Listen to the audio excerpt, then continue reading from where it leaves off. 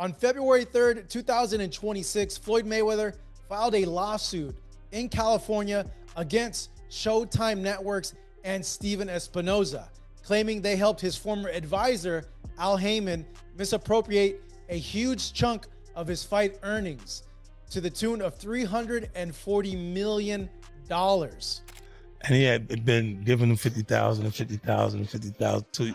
He had already gave Gamboa about 300,000 to jail on the side. And then we ended up, when he did go in, I ended up picking up all the fighters. Al Haymon was so good at his job that he was clowning these networks. He was out negotiating the networks to the point where they were giving you an inferior product because his fighters were getting overpaid for lesser fights. We weren't getting overpaid. In that, we weren't getting I'm happy for every dollar you made. Freddie Hernandez. Yeah, right. This is the golden child of Al Haymon right here. But it is admirable that Al Haymon not only did his job so well, but was helping fighters get rich while he was doing it. He created a climate where fighters started to begin to believe that they were worth more money. I don't mean to me. You're worth all the money in the world to me, the fighters. But I mean to the marketplace. My thought is everything has a price. There is not a number that can get you back in that ring. 80 million, 100 million. Nah, because now you selling your soul. $100 million, you can have my soul. That's you. Now we know your character. Sometimes, you know, you look at people and you be like, dang, man, you ain't got no dignity, you ain't got no morals. Like, come on, man. Like, what you gonna stand for if everything is about money? Like, I never was in a sport because of money. Crawford beats your ass. That's the line 50 Cent just used while clowning Floyd Mayweather. And it all circles back to a jaw-dropping $340 million lawsuit. What makes this lawsuit even more explosive is the sheer scale of the accusation. Floyd Mayweather isn't talking about a few accounting errors. He's alleging a carefully crafted scheme that unfolded over years. According to the filing, money from some of the biggest fights in combat sports history quietly vanished, including the Conor McGregor spectacle that shattered pay-per-view records. Now, the undefeated legend claims the truth was hidden in plain sight. Floyd is stepping into the courtroom to fight for money he claims that he was never paid, and he wants justice on his terms. So let's talk details. Let me tell you about the lawsuits. On February 3rd, 2026, Floyd Mayweather filed a lawsuit in California against Showtime Networks and Stephen Espinoza, claiming they helped his former advisor, Al Haymon, misappropriate a huge chunk of his fight earnings to the tune of $340 million. Mayweather says the money is still missing and unaccounted for, and he's now suing Showtime and Espinoza for aiding and abetting breach of fiduciary duty, civil conspiracy to commit fraud. Ooh, that's... At the center of the storm stands Al Haymon, once Mayweather's closest advisor. The lawsuit paints a picture of betrayal, accusing Haymon of secretly redirecting fight revenues while keeping Floyd in the dark. Partial documents, missing records, and unexplained accounts allegedly ensured Mayweather never saw the full financial picture. For a fighter who built an empire on control and precision, this revelation strikes at the very core of his legacy. Floyd argues that during his legendary career, where he generated $1 billion in revenue plus and pay-per-view money, a significant portion of the funds that he made through those events, through his fights, didn't make it into his hands because they were funneled through accounts controlled by his then advisor, Al Haymon. Now, Mayweather says that Showtime delivered those checks and funds through systems that helped Haymon get the money instead of paying Floyd directly. The lawsuit also points to some of boxing's biggest pay-per-view fights, including fights against Manny Pacquiao and Conor McGregor, events that generated hundreds of millions in revenue. Mayweather's legal team said he generated hundreds of millions in revenue for Showtime and now wants to recover what he claims was unfairly taken. Things grew even more suspicious when Mayweather's new team stepped in. Once Richard Schaefer and his representatives demanded transparency, Showtime reportedly failed to provide complete financial breakdowns. Especially alarming were the missing details tied to the Manny Pacquiao mega fight and the McGregor crossover event, two of the most lucrative bouts ever staged. Yet the numbers, according to the lawsuit, simply didn't add up. Al Haymon himself, the advisor that Mayweather blames for the missing money, is not named as a defendant in the lawsuit. Instead, Mayweather's legal action targets the network and Stephen Espinoza. He claims they aided and abetted these alleged financial wrongdoings. So what does this mean, and what's like a potential outcome for this case that's coming up? Well, the lawsuit could have some pretty serious implications, not only for Floyd's legacy, but also for how networks and advisors handle fighter compensations. Mayweather wants hundreds of millions back plus punitive damages, pushing this beyond a simple accounting dispute. If the court rules in his favor, it could open the door to more scrutiny of boxing's behind-the-scenes financial relationships. Now, this legal battle threatens to expose what really happened behind the scenes of boxing's biggest paydays. With $340 million allegedly unaccounted for and potential damages climbing even higher, the case could send shockwaves through the sport. And as fans digest these claims, voices like 50 Cent only add fuel to the fire, turning a financial dispute into a full-blown public spectacle with reputations on the line. You had a boxing promotion company once. Yeah. What happened with the boxing promotion company? That really happened, Ken, because of my relationship with Floyd. You know what I mean? I didn't have interest in being a promoter, like, out the gate. It was just, he was doing Mayweather promotions at the time. And then he had to do 90 days. He was going to jail. And he had fighters, he had Marcus Gamboa, he had guys that was just lingering. I'm like, champ, if they're gonna go, they're gonna leave. If you go to jail, they're just gonna leave. Like, Right. and he had been giving them 50,000 and 50,000 and 50,000. He had already gave Gamboa about 300,000 to jail on the side. And then we ended up, when he did go in, I ended up picking up all the fighters. Right. And so it's Marcus Gamboa. I had James Kirkland, Andre Durrell, Billy Dip. He was the IBF champion at that point, and then a few other guys younger guys that I picked up. Never one to hold back, 50 Cent wasted no time turning Floyd Mayweather's lawsuit into public comedy. Doubling down on years of online jabs, the rap mogul didn't just mock Floyd, he offered a blunt solution. According to 50, there's only one way to chase that missing $340 million. Step back into the ring for two massive fights that would instantly rewrite the headlines. He wrote on Instagram, "Oh no, don't cry now, champ. They beat you out of $320 million, you dumbass.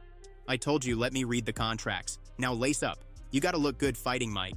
Then maybe we can get Bud Terrence Crawford to beat your ass for some big money." And caught right in the middle of this storm is Al Haymon, a figure Max Kellerman once described as one of the most powerful forces boxing has ever seen. According to Max, Haymon's dominance reshaped the sport in uncomfortable ways. Fighters were paid handsomely and early, risk all but disappeared, and many blockbuster fights fans demanded were delayed or never happened. The business thrived, but did boxing's competitive fire fade? Al Haymon was so good at his job Yes. that he was clowning these networks. He was out negotiating the networks to the point where they were giving you an inferior product because his fighters were getting overpaid for lesser fights. We weren't getting overpaid. In that, we weren't getting I'm happy for every dollar you made. Freddie Hernandez. Yeah, right. This is the golden child of Al Haymon right here. But it is admirable that Al Haymon not only did his job so well, but was helping fighters get rich while he was doing it. He created a climate where fighters started to begin to believe that they were worth more money. I don't mean to me. You're worth all the money in the world to me, the fighters.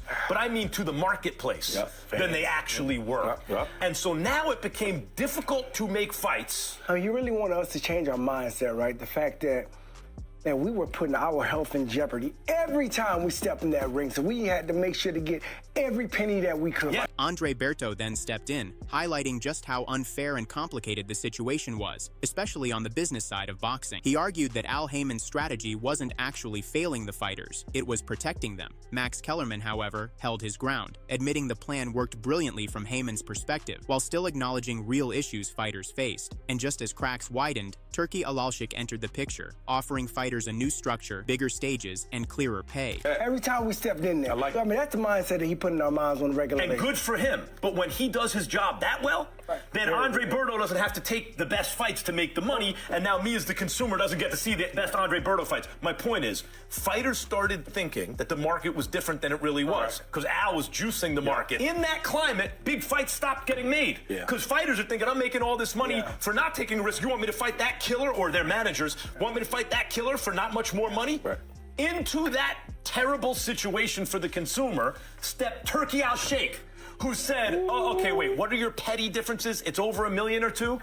Here it is. Here's my gift to the boxing world. Everyone, take this fight. But here's where the situation turns even trickier. Even with Turki Alalshik paying fighters enough to make the biggest matchups possible, some fights still aren't happening. and that raises even bigger questions. Max Kellerman points directly to the long-awaited Virgil Ortiz versus Boots Ennis showdown, a fight fans are begging for, but still can't get. Now, attention is shifting toward Zuffa Boxing, a new model that could completely restructure the sport as we know it. Yeah. Now the problem is... But he's overpaying. Like I said, I'm not mad at that. If you're gonna give me the money, we're gonna fight whoever you want me to fight. But Dre, now the problem is Boots and Virgil can't get made for $6 million plus for the fighters?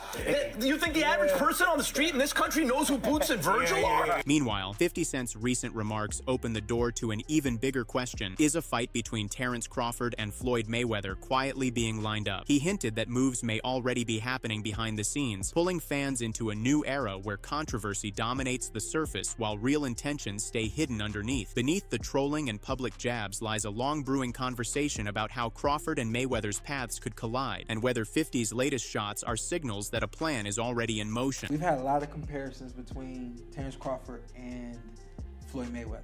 We've even had the conversation to go as far as who would win in a fight between Terrence and Floyd, and I truly don't know the answer to that question. I do. You do? Yes. Yeah. Who will win that fight? Floyd. Floyd will win that Yes, fight. sir. I love you, Terrence. Always figures it out. Yeah, Yes. He's a chess master. Yeah, his IQ and But that the shit funny is thing crazy. about it is Terrence has been the only other guy that people can say he always figures it out. Yeah. You know? Yeah, that's true. But you gotta have an OG somewhere. Anybody though. else? Yeah. There's an OG Somebody got somewhere a pioneer, that you right? can't Yeah, outfigure yeah, out. you got it. There's an OG you can't outfigure out somewhere, and I yeah. just believe Floyd is that OG you can't outfigure out. On the other hand, Terrence Crawford shows zero interest in chasing comeback fights for massive paydays, unlike Floyd Mayweather. He's made it clear that whether the offer is $80 million or $100 million, he's not returning. For Crawford, chasing money would feel like selling his soul. He's stayed true to himself, competing to achieve greatness in the sport, and in his view, he's already done that. Meanwhile, Floyd's repeated returns have earned him the money reputation he carries. My thought is everything has a price. There is not a number that can get you back in that ring. 80 million, 100 million. Nah, because now you selling your soul. $100 million, you can have my soul. That's you. Now we know your character. Sometimes, you know, you look at people and you be like, dang, man, you ain't got no dignity, you ain't got no morals. Like, come on, man. Like, what you gonna stand for if everything is about money? Like, I never was in a sport because of money, you know? Of course, I was in a sport to make money, but I wanted to be a world champion.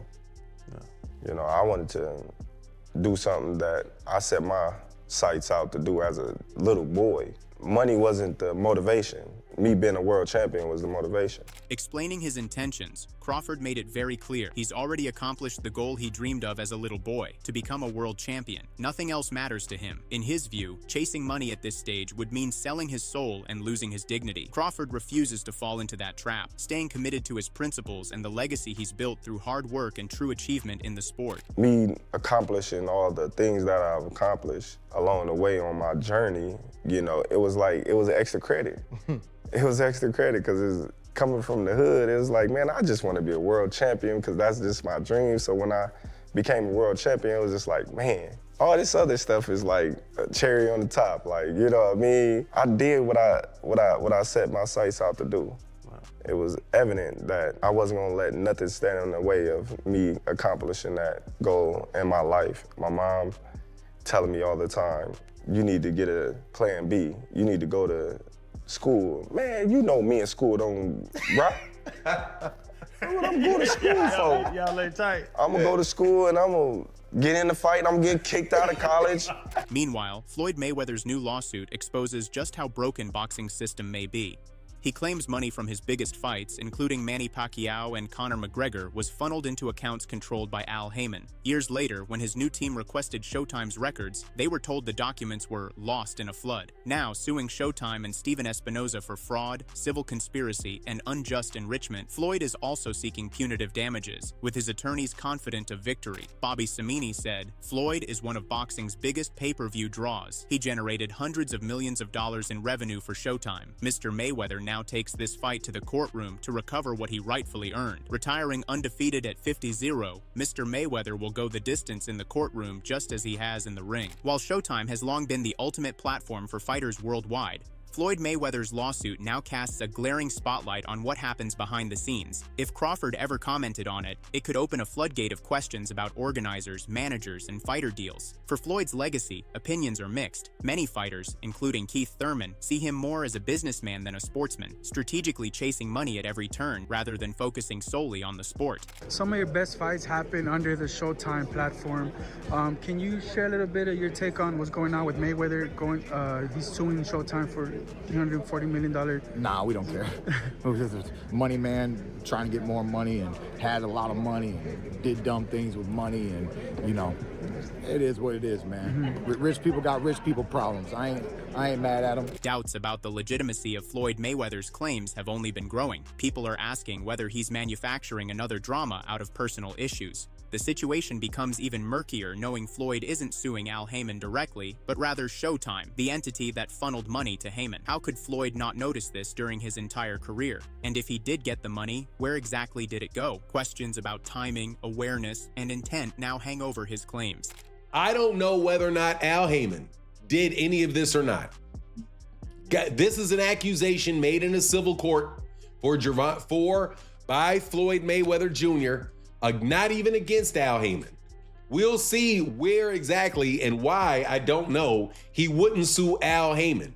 He's suing the people that paid Al Haymon the money and appropriated it to Al Haymon instead of to Floyd Mayweather Jr. directly. We would have to understand the contractual relationships between those parties to see whether or not this is something that Floyd should have known about, or did know about, or maybe did not understand. Because it seems very, very funny that Floyd would not know that the money was getting paid to Al Haymon and not directly to him. From 50 Cent's shocking remarks, Crawford beats your ass, to the swirling drama around Floyd Mayweather's $340 million lawsuit, the boxing world is buzzing. Crawford stays true to his path, refusing comeback fights for cash, while Floyd continues to stir controversy and headlines. Could 50 Cent's jabs hint at a Crawford versus Mayweather showdown quietly brewing behind the scenes? What do you think? Real or just hype? Drop a comment, smash that like, share, and subscribe for all the latest boxing drama.